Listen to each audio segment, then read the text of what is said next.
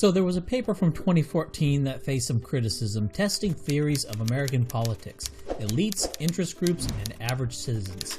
And they looked at 1,779 policy changes from 1981 to 2002. In 2015, Martin Gilens did a follow-up where he looked at 2,245 policy changes from 1964 to 2006. And what these guys found was that policy changes were driven entirely by elite opinion and to a lesser extent by special interest opinion. According to them, average citizens' preference had almost no effect on policy change. Whether the average citizens 90% opposed a policy or 90% supported a policy, it still had about a 30% chance of happening. With economic elites, the story is radically different. If they all oppose something, it doesn't pass.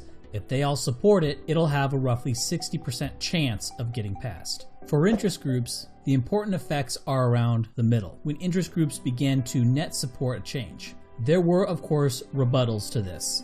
The main criticism was that median income Americans won 47% of the time. And as far as I'm aware, this is true, and Martin Gilens did not challenge this figure. But how can this be the case, and at the same time, this graph showing no apparent impact of average citizen opinion? How can this also be true? Well, the reason for this is thresholds. If 51% of average Americans support X and 49% of elites also support X, and X gets passed, then that's coded as the average citizens overpowering the elites, because the elites net oppose that. On the other hand, if 25% of average Americans support Y, but 75% of elites support Y, and then Y gets passed, that's then coded as the elites overpowering the average Americans, so that's one win for them. So, given these two events, it's 1 and 1, right? The average Americans and the elites are each winning about half the time, right? Of course, doing a straight win-loss criteria is grossly misleading as it hides the margins on each issue and doesn't fully capture the power rating of each group. What Gilens did was take a threshold, comparing instances in which 75% of elites or 75% of middle income people either supported or opposed a law. The first comparison was looking at policies they supported. When the affluent strongly favor a change, but the middle income doesn't strongly favor the change, it gets passed 55% of the time. If both the affluent and the middle incomes strongly favor something, it gets adopted 49% of the time, which would indicate a negative effect of middle income support. The same thing is seen when the affluent don't strongly support something. If the middle income also don't strongly support it, it gets passed 29% of the time. But if the middle income do strongly support a measure and the affluent strongly oppose it, it only gets passed 24% of the time. Again, indicating a negative impact of middle class support on an issue. Looking the other way, you see the impact of affluent support on something being between 26 points and 25 points. So the policies that get passed, or at least got passed between 1980 and 2002, were those that the rich supported and the middle class did not support. The same story can be seen in terms of killing policies that each group opposes. If the affluent strongly oppose a policy, but the middle class doesn't strongly oppose it, it's only adopted 4% of the time. If the affluent strongly oppose and the middle class also strongly opposes a policy, it gets adopted 15% of the time. If the affluent don't strongly oppose something and neither does the middle class, it gets adopted 34% of the time. If the affluent don't strongly oppose something, but the middle class does strongly oppose it, it gets adopted 40% of the time. Again, indicating a negative impact of middle class preference on policy that gets adopted. A follow-up was done in 2015, which expanded the number of policy changes analyzed to 2,245 and the year range to the years 1964 to 2006, and there was no significant difference in the results. Now, this finding made a bit of a splash at the time, back in 2014, but then just kind of went away. People forgot about it and went back to electoral politics, including me. I heard about this paper at the time, I thought it was interesting, but then I just sort of forgot about it. Trump supporters who have been paying attention are actually disappointed that Trump isn't getting his agenda passed, even though Trump's actual policies are pretty popular. So Trump should be getting most of his agenda passed, right? But it's not what the elites want. The elites want a financialized economy, a compliant labor force. But after reading Gillen's 2014, Gillen's 2015, I recalled this other paper I read on how regimes classified as autocracies respond to shifts in public opinion. From elections, information, and policy responsiveness in autocratic regimes, Mike Miller looked at what he classified as electoral authoritarian regimes. These are regimes which have elections and representatives, but the executive operates independent of any other branch.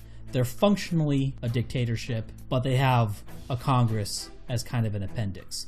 This unique situation allows for us to see an executive that doesn't have to legally respond to a Congress, but still gets the information of an election, which is salience-weighted public opinion. In Miller's analysis of 269 elections in 86 countries from 1975 to 2004, he found that a 20% loss in legislative seats for the autocrats' party corresponded to a 0.26% increase in education spending and a 0.29% increase in social welfare spending. A 20% increase in the seats of the ruling party corresponded to an increase in military spending of 1.65%. Now, with these countries classed as electoral authoritarian regimes, they're starting with much lower levels of education and welfare spending than the U.S. is at now. So I don't think it would be appropriate to use these metrics as an indicator of policy responsiveness in the U.S. Moreover, the U.S. doesn't have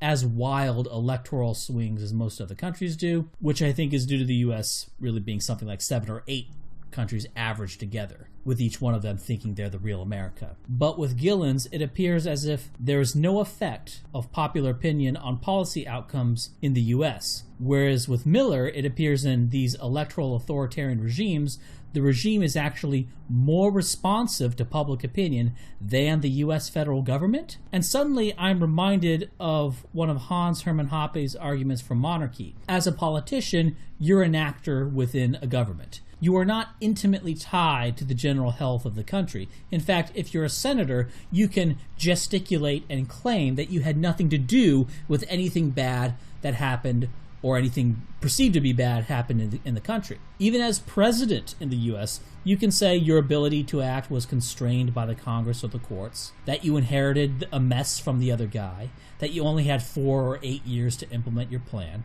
And maybe it's really true. Maybe there really is no single actor or group of actors that you can blame in the US. The buck doesn't stop anywhere. But if you're, say, Pinochet, and you have total ultimate control over everything going on in Chile, well, if something goes badly, there's no one else to hide behind. You can't blame the Republicans or whatever because you're the only ones in power. In the US, you can pick a side. And then if anything goes wrong, it's either because of the other side, or if your policy was implemented and that went wrong, well, it's because of those lousy Democrats corrupted the policy, or the Republicans crippled Obamacare. It wasn't really what we wanted.